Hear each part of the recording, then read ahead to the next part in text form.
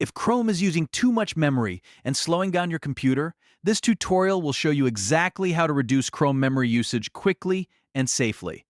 We're going to go step by step through the most effective settings and cleanup methods so you can free up RAM, improve browser speed, and make Chrome feel much lighter.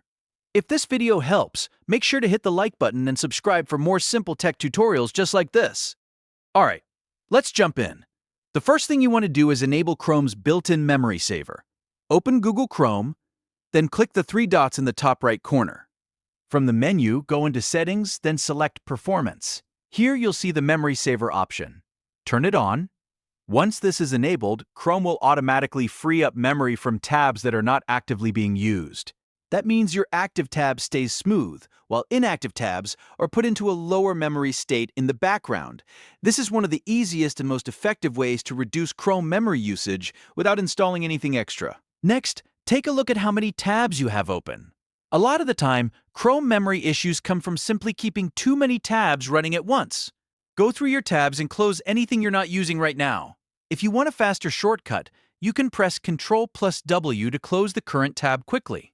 The fewer tabs you keep open, the less RAM Chrome needs to use. Even if a tab looks idle, it may still be consuming memory behind the scenes, so cleaning them up can make a big difference. After that, check your extensions. Extensions can be useful, but they also run in the background and can quietly use a lot of memory. To manage them, click the three dots again, go to Extensions, and then choose Manage Extensions. Review the list carefully and remove or disable anything you do not actually need. If you've installed extensions a long time ago and forgotten about them, this is a great time to clean them out. Fewer extensions means less background activity, less RAM usage, and a smoother Chrome experience overall. Now let's use Chrome's built-in Task Manager, which is a very powerful tool for identifying what is actually using your memory. Press Shift+S on your keyboard, and Chrome Task Manager will open. Here you can see tabs, extensions, and background processes listed with their memory usage. Look for the items that are taking up the most resources. If something looks unusually heavy and you don't need it right now, select it and click End Process. This can immediately reduce memory usage and help Chrome become responsive again. It's a great way to spot the real cause instead of guessing. Another simple fix is restarting Chrome regularly. Over time, browser sessions can collect temporary memory usage, stuck processes, and general clutter that slow things down. To do this properly, close Chrome completely, then reopen it. This gives the browser a fresh start and often clears out memory buildup that has been hanging around for too long.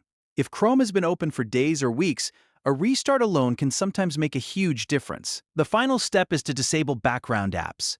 Go back into Chrome Settings, then Open System. Here you'll find the option that says Continue running background apps when Google Chrome is closed. Turn that off. When this setting is enabled, Chrome can keep using memory even after you close the main browser window. Disabling it helps make sure Chrome stops using resources when you're not actively using it, which is especially useful on computers with limited RAM. So, to quickly recap, the best ways to reduce Chrome memory usage are turning on Memory Saver, closing unused tabs, removing unnecessary extensions, using Chrome Task Manager, restarting Chrome regularly, and disabling background apps.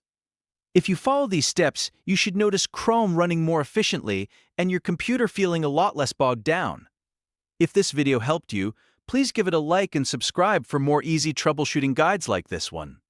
Thanks for watching, and I'll see you in the next tutorial.